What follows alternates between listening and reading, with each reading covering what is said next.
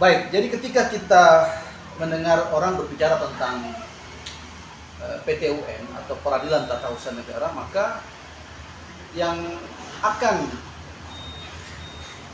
pertama terpikirkan oleh kita adalah PT UN ini adalah lembaga peradilan, ya, sebagaimana yang diatur dalam Undang-Undang Nomor 48 Tahun 2009 tentang kekuasaan kehakiman.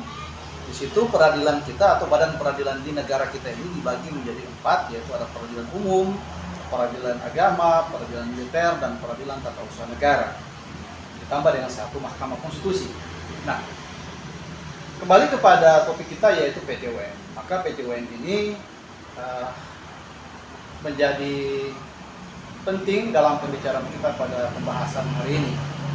Ketika kita berbicara tentang PT UN, maka kita akan berpikir bahwa yang diajukan ataupun yang akan dipermasalahkan, disengketakan di PT UN itu adalah hal-hal apa saja. Tentunya secara garis besar, maka objek sengketa yang diajukan ke Peradilan Tata Usaha Negara atau Pengadilan Tata Usaha Negara itu adalah objek sengketa yang terkait dengan keputusan pejabat tata usaha negara.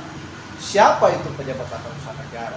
Pejabat tata usaha negara adalah mereka yang diberikan kewenangan oleh undang-undang untuk menyelenggarakan pemerintahan negara, baik itu dari presiden yang kemudian mendelegasikan sejumlah kewenangannya kepada para menteri, atau presiden kemudian mendelegasikan beberapa kewenangannya kepada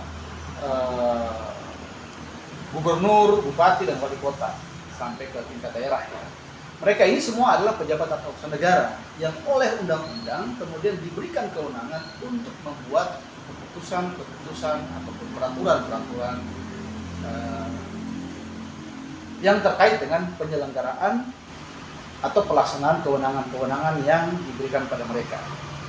Nah, kalau kita bicara tentang keputusan pejabat tata usaha negara, maka kita akan berbicara tentang 2, yaitu reveling, ya, dan besiki. Kadang secara sepintas orang kemudian tidak bisa membedakan reveling maupun besiki. Ya, kita tahu ini berasal dari bahasa Belanda yaitu reveling, ya, yang berarti ketentuan atau peraturan yang bersifat umum. Ya, kemudian ada besiki. Besiki ini adalah ketentuan atau peraturan yang bersifat khusus. Nah, keputusan pejabat tata usaha negara ini ada di 2 hal, ada di 2 sifat ini. Yang bersifat reveling, ya, saya ulangi lagi, reveling, ya, atau yang bersifat besiki, ya, besiki. Ya. Ini yang menjadi 2 hal pokok sehingga menjadi bahan-bahan gugatan bagi seorang warga negara yang merasa hak-hak dia dirugikan oleh satu keputusan ataupun suatu peraturan yang ditetapkan oleh pejabat tata usaha negara. Kemudian pejabat tata usaha negara yang membuat satu keputusan itu, ya, kemudian diberlakukan, ya, ini akan mendapat reaksi ataupun tanggapan daripada masyarakat, ya. Maka sering terjadi ada keputusan pejabat tata usaha negara, baik itu presiden, baik itu menteri, baik itu bupati, wali kota maupun gubernur yang kemudian di PT UN-kan. Nah, objek sengketa yaitu keputusan pejabat tata usaha negara ini. Karena dinilai apa? Keputusan pejabat tata usaha negara ini, ya, mengandung unsur-unsur yang kemudian dinilai sebagai perbuatan melawan hukum. Nah, perbuatan melawan hukum ini saya harus garis bawahi dulu. Kalau perbuatan melawan hukum dalam perdata murni itu diatur dalam Kitab Undang-Undang Hukum Perdata atau Burgerlijk Wetboek dalam pasal 1365, yaitu Onrecht matige overheid daad. Ya, itu perbuatan melawan hukum yang dilakukan oleh pemerintah. Saya ulangi lagi, Yang diatur dalam 1365 KUH Perdata itu onreh mati khadat, ya. Onreh mati khadat itu adalah perbuatan melawan hukum yang dilakukan oleh orang per orang.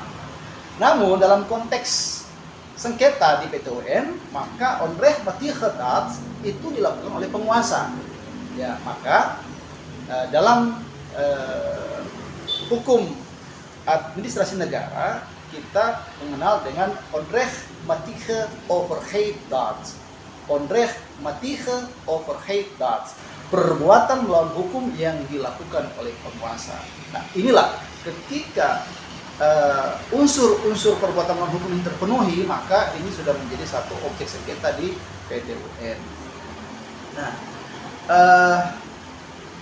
salah satu unsur yang wajib dipenuhi dalam onrecht matige overheidsdaad adalah ada pihak yang dirugikan, ada kerugian yang timbul akibat daripada terbitnya regeling ataupun besikking atau keputusan pejabat atau usaha negara tadi. Maka itu akan menjadi sempurna menjadi satu objek sengketa di PT UN. Nah, lebih lanjut saya mau katakan bahwa ada ukuran terkait dengan keputusan pejabat tun atau pejabat atau usaha negara. Ukurannya apa? Apakah ini melawan hukum atau melanggar hukum ataukah tidak? Maka dalam hukum administrasi negara kita belajar juga tentang AUPB, azas umum pemerintahan yang baik, ya. Azas umum pemerintahan yang baik. Nah, diharapkan setiap pejabat atau usaha negara itu selalu berjalan dalam tuntunan atau dituntut oleh AUPB, ya, yaitu azas umum pemerintahan yang baik. Ini sesungguhnya merupakan adopsi dari hukum administrasi Belanda atau administratif Nederlandsrecht, ya, yang kemudian diterjemahkan menjadi AUPB, azas umum pemerintahan yang baik, ya.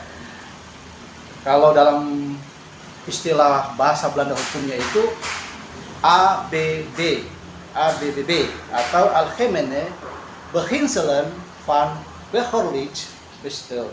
Ya, itu kalau diartikan itu adalah azas umum pemerintahan yang baik. Algemene Beginselen van Behoorlijk Bestuur. Itu azas umum pemerintahan yang baik. Nah, mungkin itu saja yang dapat saya sampaikan terkait dengan PT UN, ya. Di situ ada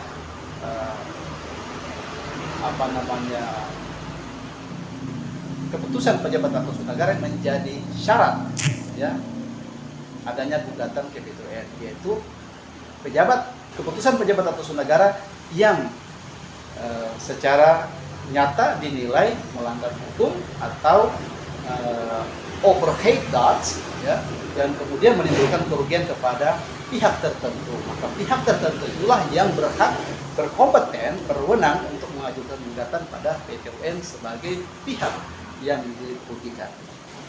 Demikian.